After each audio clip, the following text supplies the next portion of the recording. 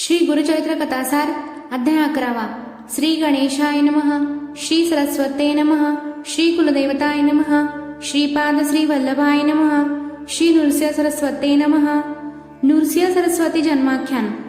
सिद्ध म्हणाले, जी स्त्री श्रीपदांची पूजा करीत असे व शनी प्रदोषाला शंकराची पूजा करीत असे, तिला पुढे मृत्यू आला। तिला कारंज गावात वाजसनीय शाखेत एक विप्रकन्या म्हणून पुढचा जन्म मिळाला। तिच्या आईवडिलांनी तिचे नाव अंबाभवानी असे ठेवले। ती मोठी झाल्यावर त्याच गावात शिवभक्त अशा माधव नावाच्या ब्राह्मणाशी तिचा विवाह झाला। तिचा संसार चालू झाला। गतजन्मीच्या प्रवृत्तीप्रमाणे ती शिवपूजा नित्यनेमाने करीत असे।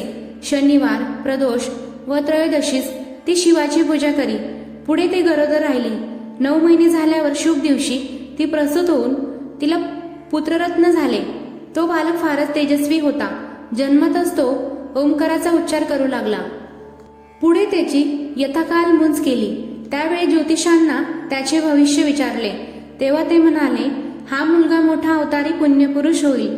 याची सद्गुरू म्हणून सर्वजणांकडून पूजा केली जाईल। याला अष्टसिद्धी असतील आणि तो विश्ववंद्य होईल।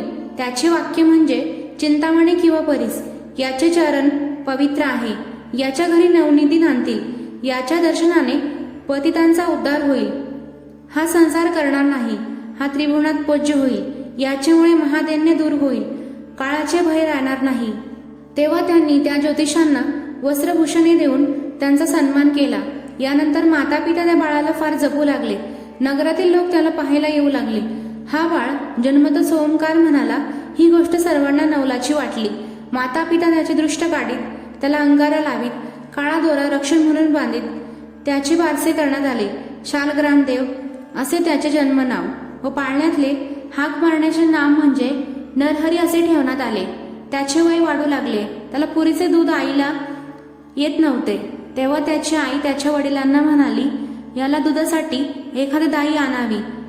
ते वाक्य त्या ताना बालकाने ऐकले व आपल्या उजव्या हाताने आईच्या स्थानाला स्पर्श केला। तो असे आश्चर्य घडले की आईच्या दोन्ही स्थानातून दुधाच्या धारा वाहू लागल्या।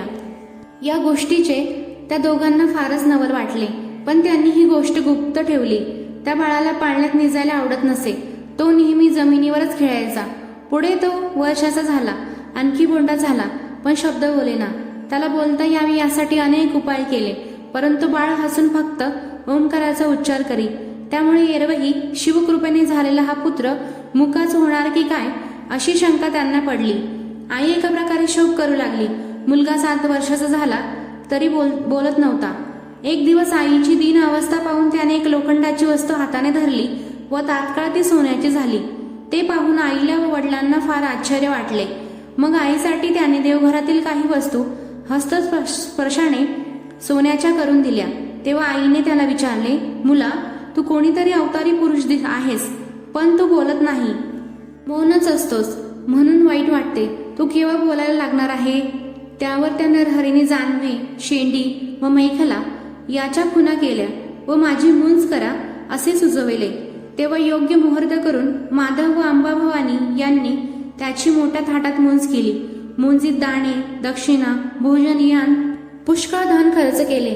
लोक म्हणू लागले, हा माधव मुंजीसाठी वृथा एवढा खर्च करीत आहे। मुका मुलगा पुढे काय शास्त्र शिकणार? दुसरे म्हणाले, आपल्याला मान सन्मान व भोजन मिळाल्याचे कारण तो मुलगा गायत्री शिको वा न शिको असे प्रवास चालले होते। पण सर्व विधी योग्य प्रकारे करून माधवने मुलाचे उपनयन केले व भिक्षावळ घातली। त्यावेळी पहिली भिक्षा घालताच मुलगा ऋग्वेद संहिता घडाघड म्हणू लागला। दुसरी भिक्षा घालताच यजुर्वेद व तिसरी भिक्षा घालताच सामवेद संहिता म्हणू लागला। त्यावेळी सर्वांच्या आश्चर्याला पारावर राहिला नाही। नंतर नरहरी म्हणाला, माते, मला तो भिक्षा मागण्याची आज्ञा दिलीस, त्याप्रमाणे मी इथून पुढे भिक्षाच मागेन। आई म्हणाली, तू आमच्या वृद्धपणी आमचा सांभाळ करशील अशी मोठी आशा ठेवून आम्ही होतो। आता आम्ही काय करावे? असे मोठ्या निराशेने उद्गार काढून ती एकदम मूर्छित झाली। तिला सावध केले। ती हुंदके देऊन रडू लागली। तेव्हा नरहरी म्हणाला, आई, तू दुःख करू नको। तुला आणखी 4 विद्वान पुत्र होतील। ते तुझी परोपरीने सेवा करतील। तू पूर्वजन्मी शिवाची आराधना केली होतीस, तेव्हा श्रीपाद दत्तांनी तुला आशीर्वाद दिला होता, माझ्यासारखा ज्ञानी पुत्र तुला होईल। तोच मी आहे, तू ओळख, असे म्हणून नरहरीने आईला पूर्वजन्मीचे स्मरण दिले. तेव्हा आपला नरहरी हा श्रीपाद श्री वल्लभच होय असे तिला ओळखता आले. तरी आई त्याला म्हणाली, मुला, अल्पवयात संन्यास घेणे शास्त्रविरुद्ध आहे. आधी ब्रह्मचर्य पालन करावे, मग गृहस्थ व्हावे, मग वनप्रस्थ व नंतर संन्यास घ्यावा, हेच योग्य. आधी सर्व इंद्रिय सुखी करावे, पूर्ण जीवन समृद्धपणे जगावे व नंतरच संन्यास घ्यावा.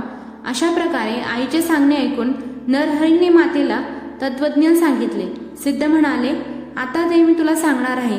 अध्याय 11 समाप्त.